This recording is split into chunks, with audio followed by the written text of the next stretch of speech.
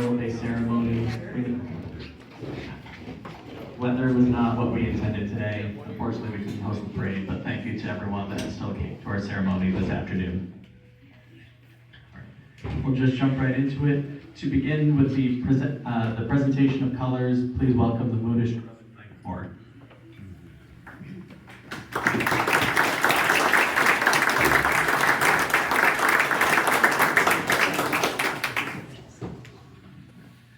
And now please rise for the Pledge of Allegiance. And please welcome Select One. Welcome, Karen, ready for use.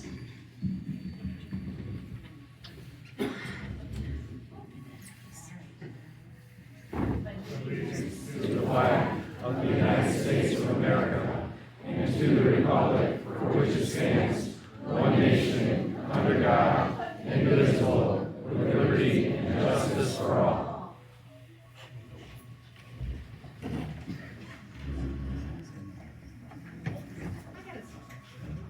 Thank you, everyone, for taking the time out of your day and to gather here together in this lovely space. This Memorial Day, let us reflect on the lives lost, lives changed, and tremendous sacrifices that every family member of a serviceman and woman makes daily. For every drop of bloodshed, there are many more tears shed for the patriot that rises to the occasion and has given the ultimate sacrifice, protecting the very freedoms that we are afforded and many take for granted. Let this solemn day be one of reflection and honor to the soldier, the father, the son, the mother, the daughter, who chose to rise to the occasion and protect our country, our way of life, our principles, and our Constitution. May we never forget the battles fought to get where we are right now. Left in their wake loved ones whose lives were cut short and only the memory of their bravery remains. Remember each and every one of these patriots, not just today, but every day. Our flag flies proudly due to the selfless actions of those who traded their lives for our freedom. In the words of George S. Patton, it is foolish and wrong to mourn the man who died. Rather, we should thank God such men lived. May God bless Woodbury and bless America. All right, everyone, please stay standing and welcome Arden Lee, who will perform our national anthem.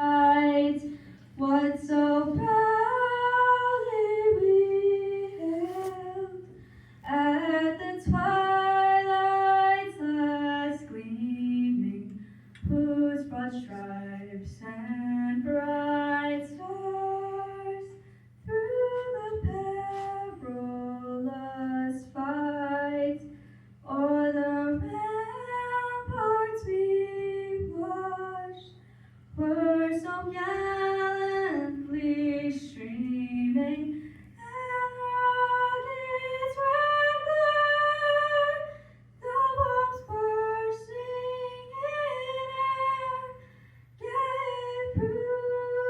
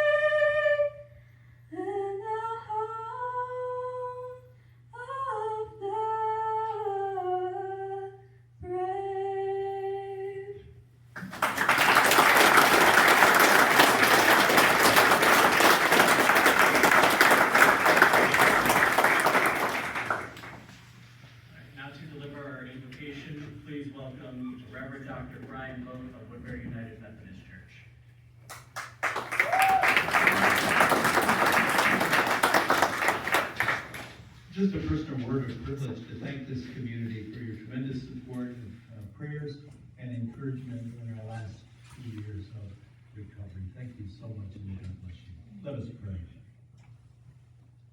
O Lord, the peoples of the world are divided into many nations and tongues, yet you see them all as your children. Deliver us from every evil that obstructs your saving purpose and fulfill your promise of old to establish your realm of peace.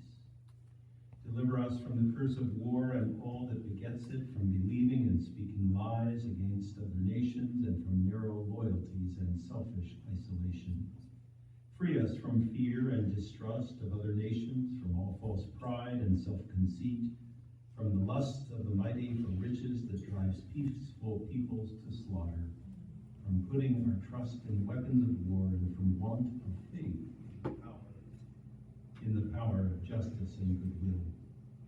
On this Memorial Day observance, as we remember those who gave the ultimate sacrifice, let us commit ourselves anew to the American experiment of this nation we yet get to build, and to its highest values, for which these honored and hallowed dead gave their lives, and to the peace to which they aspired, hastening the day when all shall dwell together in peace and mutual love.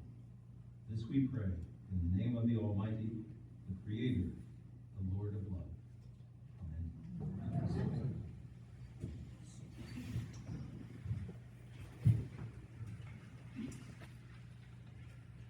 All right, now everyone, please welcome First Selectman Paul Zelpa.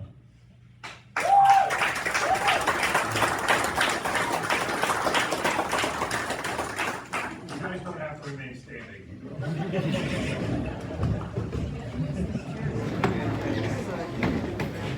Hopefully the microphone is here. Just our coats, don't worry about it. It'll be easier. So on behalf of our community, thank you for being here.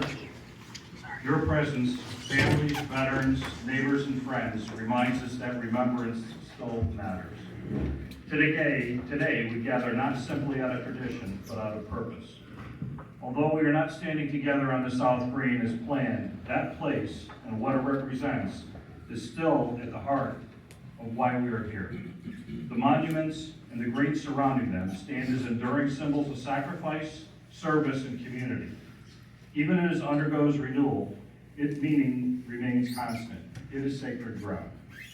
The monuments that honor those that have stepped forward, answered the call to serve, and in some cases never returned home. Those are who we honor today.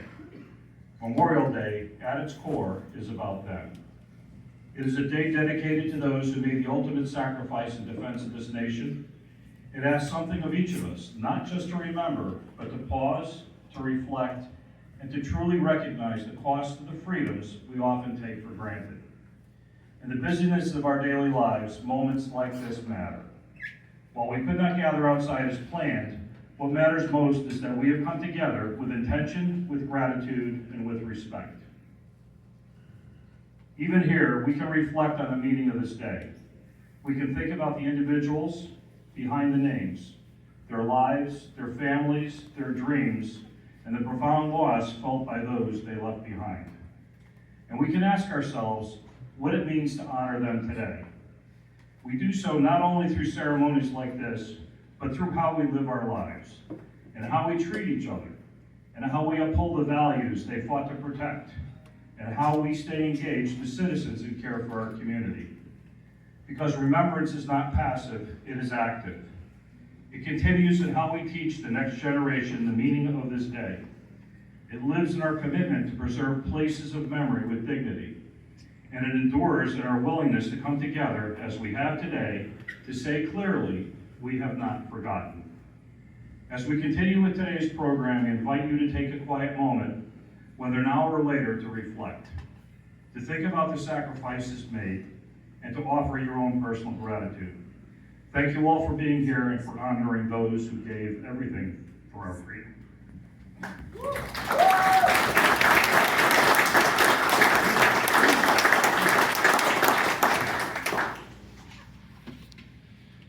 Okay, everyone, please welcome the Modus Drum and Fife Corps, who will do a performance for us.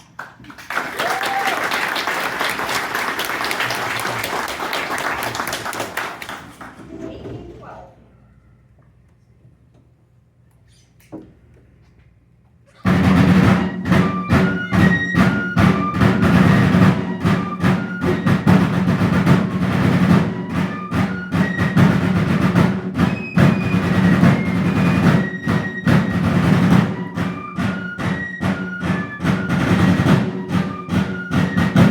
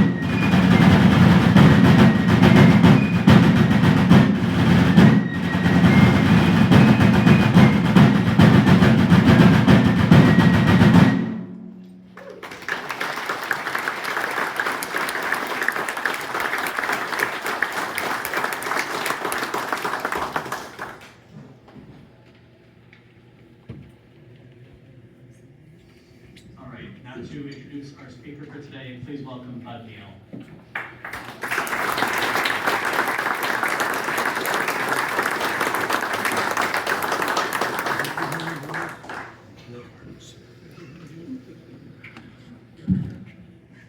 It is my honor at this time to introduce Ray Manzi, and he's going to give you a history of the Cannon Green Memorial, starting from the Civil War.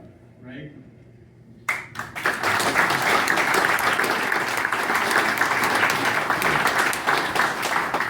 Thank you. All right, I need your help in one way, and that is we were all supposed to be down at the Cannon Green, so I need you to picture yourself down there now, otherwise my speech isn't any good. Okay, here we go. Standing on this green this Memorial Day weekend, I think it's fitting to draw attention to the monument that began it all, the granite obelisk to the left of me.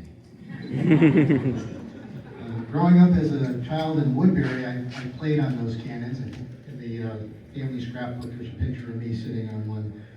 As a teenager, and later as an adult, I, like so many others, passed by this monument probably more than 1,000 times without really knowing the significance of the monument.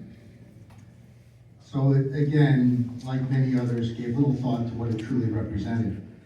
Today, I'd like to share a few details that may change the way you see that monument.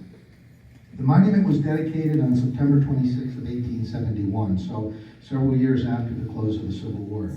More than 7,000 people were said to be in attendance, which is amazing if you think about it, especially in days before PAs, right? Coincidentally, a severe thunderstorm briefly interrupted the ceremony. The monument cost $2,500 and was carved by the Plymouth Granite Company. $1,500 was from donations, another $1,000 came from the town treasury. In all, 46 names appear on the monument, 3 officers, 13 sergeants, and 30 privates. You'll notice if you look at the monument, the officers and the sergeants are first name, last name. All the privates are last name, first name. These men served in 13 different regiments and 1 artillery battery. 2 of those regiments were colored regiments. Here are just a few of the soldiers remembered there. First Lieutenant Samuel Barnum is the highest ranking soldier named on the monument. He enlisted right after the bombardment of Fort Sumter, so right at the very beginning of the war. The monument incorrectly states that his death was January of 1864, when actually he died on June 19th of that year, and he died from wounds received from the Battle of Cold Harbor. Several letters written by Barnum appear in Cochrane's History of Woodbury and are an excellent source for anyone interested in learning more about a soldier's life during that period of time.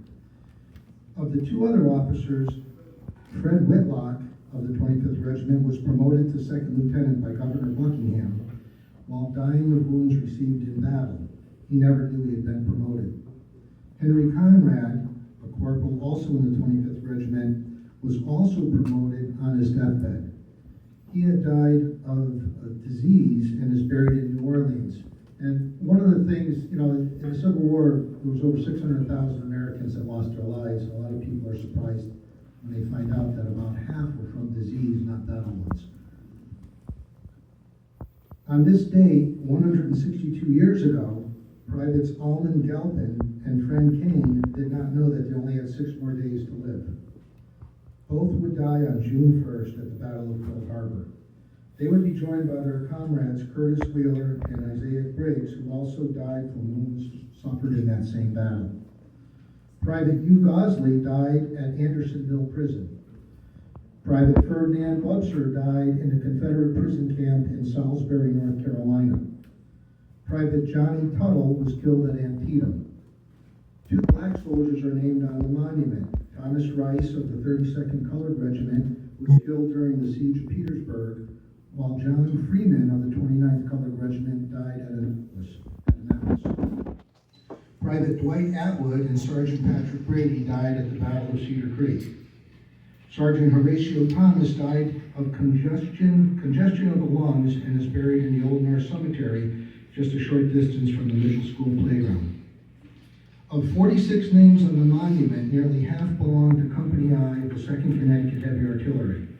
That unit holds a special place in Woodbury's history. In 1862, President Lincoln called for 300,000 more troops. Governor Buckingham then asked the people of Connecticut to raise 6 regiments. Woodbury pledged to provide one company for one of them. A company is approximately 100 men. A regiment makes up anywhere from 8 to 15 companies.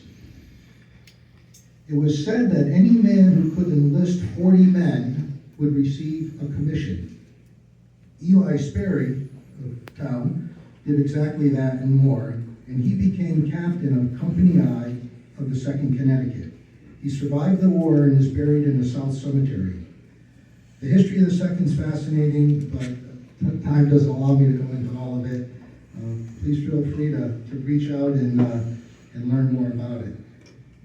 Let me close with part of the speech delivered by William Cothran at the dedication ceremony 162 years ago. Quote, "And now we come to the last solemn and grateful act of dedicating this monument of stone to the perennial memory of the historic names it bears. We dedicate it as a sacred shrine before which the patriotic heart shall do reverence in all coming ages. We dedicate it to the memory of men who in the cannon's mouth, in the deadly charge, on so many a gory field, in the fierce fight, hand to hand with desperate foes, in the forced march, in the bivouac, in the hospital, far from comrades and friends, and in the loathsome prison pen, gave their glorious lives for a patriotic sacrifice, for their firesides, their homes, and their native land. As the old we come with surviving comrades, with the battle-scarred flags under which they fought, and with appreciating friends in solemn procession to this sacred place, to dedicate this beautiful work of art as our votive offering and our tribute of affection and an enduring evidence of our appreciation of their services. We dedicate it that their and our children and our children's children may learn of patriotism of the latest generation. We dedicate it to the memory of those who sealed the covenant of freedom with their blood and taught the brightest lesson of liberty to the most remotest of nations. We dedicate it to the absent, the loved, the lost, whose mortal remains are scattered on battle plain, in dismal swamp and gorge, on hill and mountain fastness, and all over our land, who have no other earthly memorial save the brilliant deeds of their good right arms. We garland their memory, we perpetuate their fame in enduring stone. Thank you.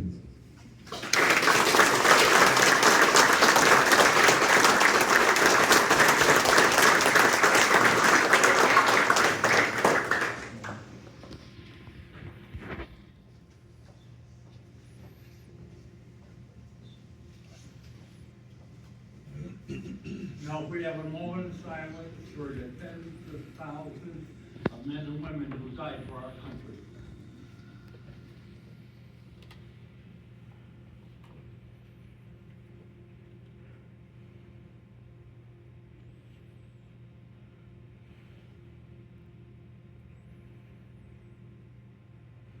May their souls rest in peace.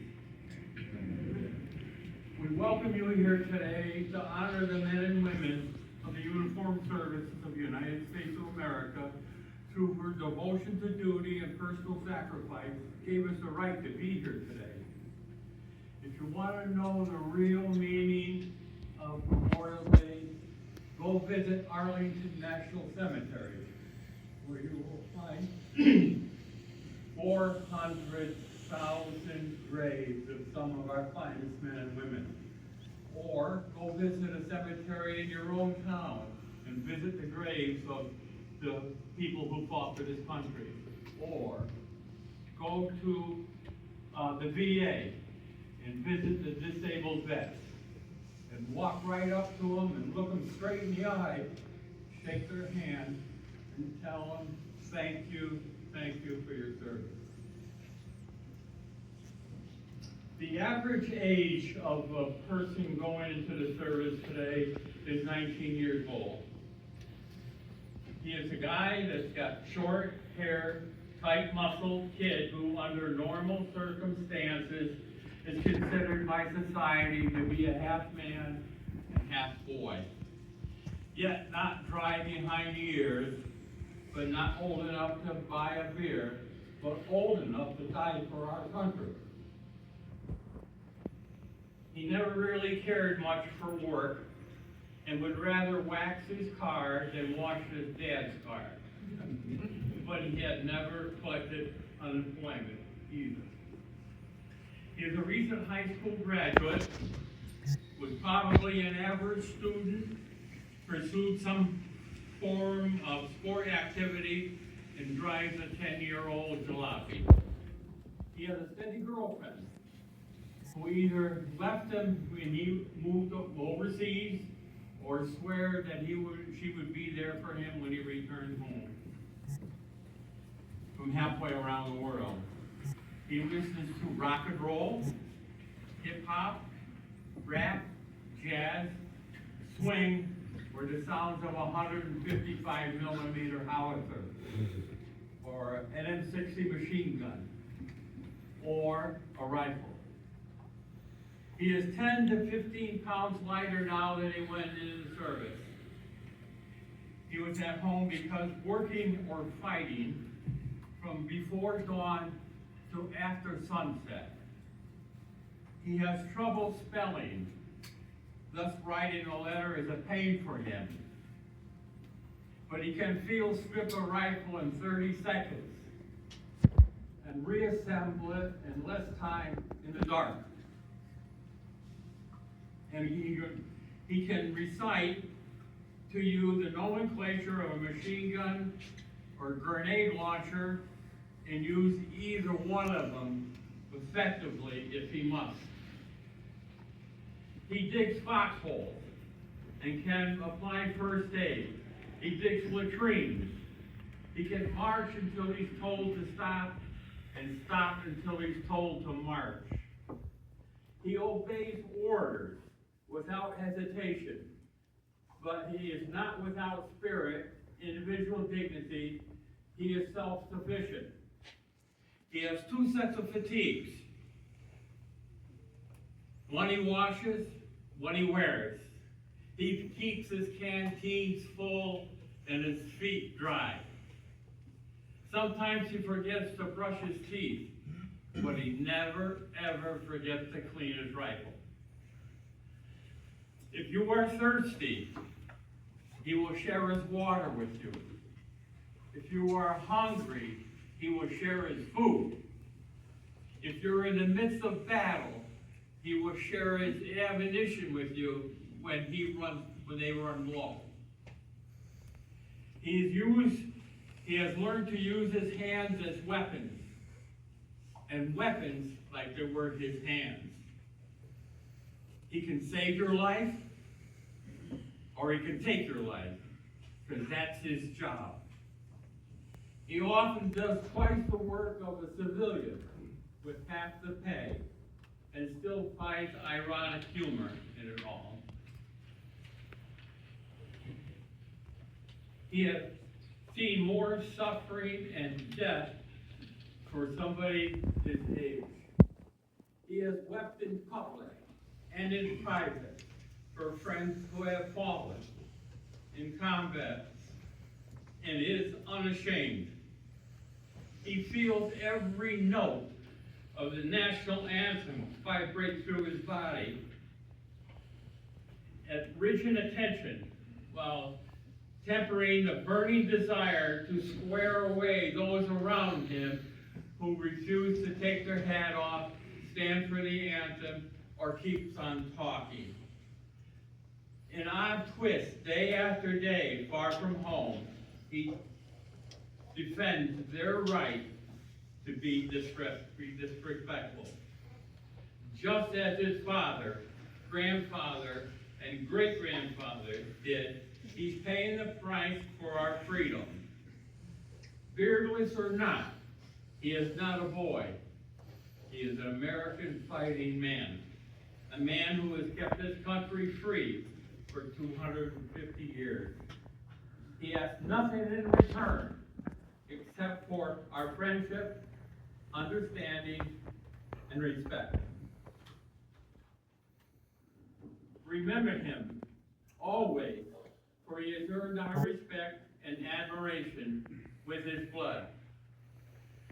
If you do anything for a Marine, Air Force man, Army, Navy, or Coast Guard, prayer. Prayer is the most important. So, we're going to talk about the POWs and MIA. Can everybody hear me all right?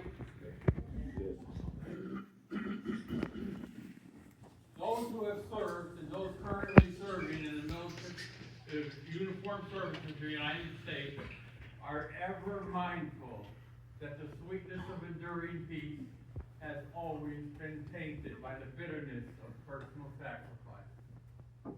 We are compelled to never forget that while we enjoy our daily pleasures, there are others who have endured and still may be enduring the agony of pain, deprivation, and imprisonment. Before we begin our activities, we'll call your attention to this small table. It occupies a place of dignity and honor. It is set for one, symbolizing the fact that members of our armed forces are missing from our ranks. They are referred to as POWs and MIAs, but we call them comrades. They are unable to be with their family and friends at this time, so we join together to pay humble tribute to them and to bear witness to their continued absence. The table is small, symbolizing the frailty of one prisoner alone against his or her suppressors. The tablecloth is white, symbolic of the purity of their intentions to respond to their country's call to arms.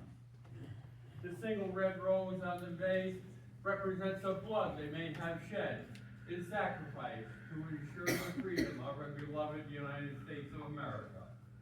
The red rose also reminds us of the family and friends of our missing comrades who keep faith while awaiting their return. The yellow ribbon on the vase represents the yellow ribbons worn on the lapels of the thousands who demand with unyielding determination a proper account of our missing comrades. The glass is inverted. They cannot toast with it this time. The slice on the lemon on the plate reminds us of their bitter fate. The salt sprinkled on the plate reminds us of the countless volunteers of their families as they wait. The Bible reminds us that never, ever, ever lose faith. The candle is reminiscent of the light of hope which lives in our hearts to illuminate our way home, away from the captors and to the open arms of a grateful nation. The American flag reminds us that many of them may never return home and have paid the supreme sacrifice to ensure our freedom. Let us all pray to the Supreme Commander that all of our missing comrades will soon be back among our ranks. Let us remember and never forget their sacrifice. May God forever watch over them and protect them and their families. May God bless America.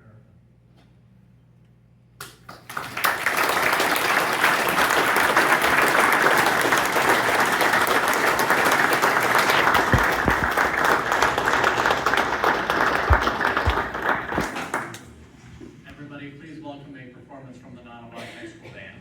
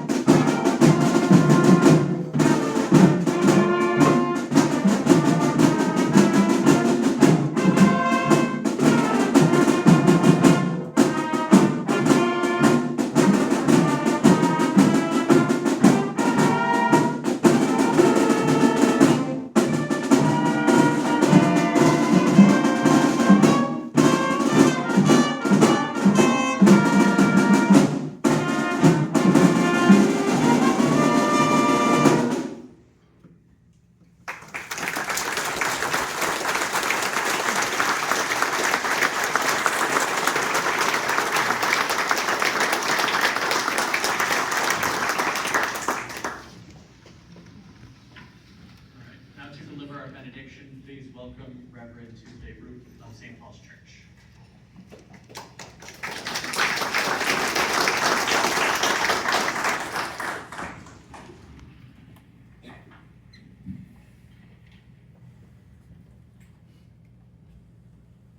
Please bow your heads before the Almighty.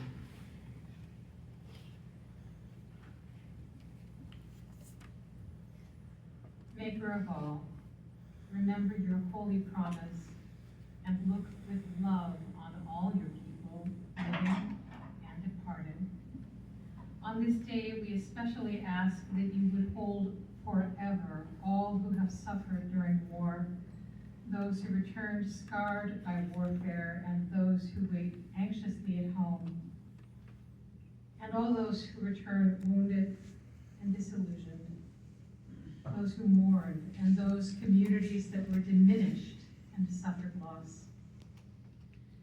Remember, too, those who acted with kindly compassion, those who bravely risked their own lives for their comrades, and those who, in the aftermath of war, worked tirelessly for a more peaceful world. And as you remember them, remember us, O God. Grant us peace in our time and a longing for the day when people of every language, race, and nation will be brought into unity. This we ask in the name of the Most High. Amen.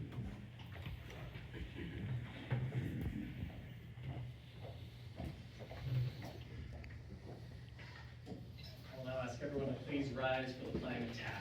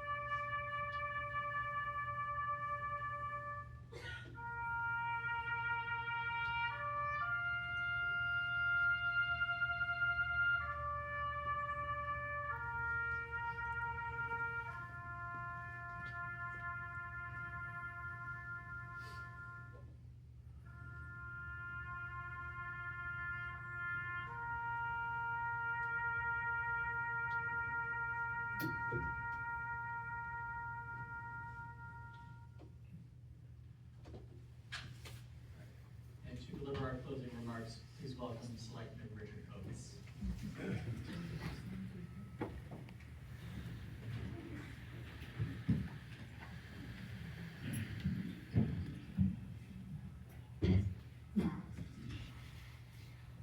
Previous speakers have emphasized, traditionally on Memorial Day, we remember fallen members of the armed forces, as well as surviving veterans.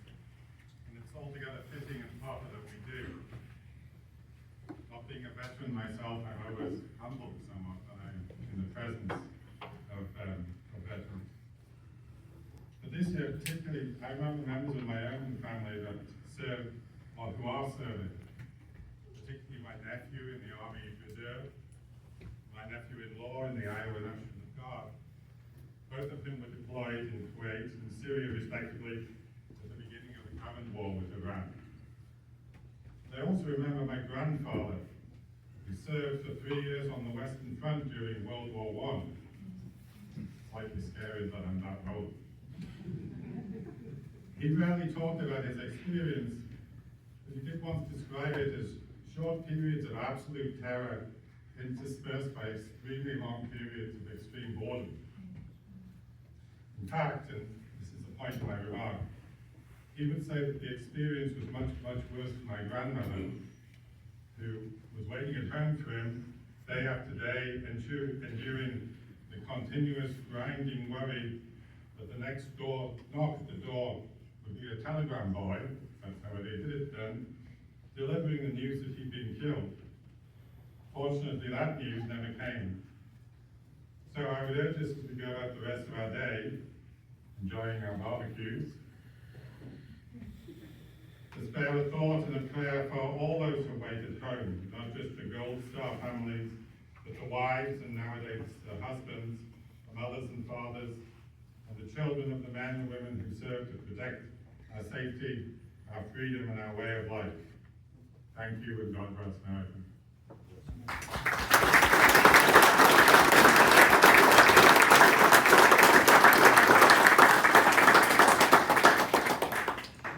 Great, thank you everyone for attending. That concludes our ceremony today. Thank you to everyone that spoke. Thank you to the non-live high school band, as well as the Louis Roman High Court for their performances today. Thank you everyone for coming out. Sorry that we couldn't make it great after the weather. But it's very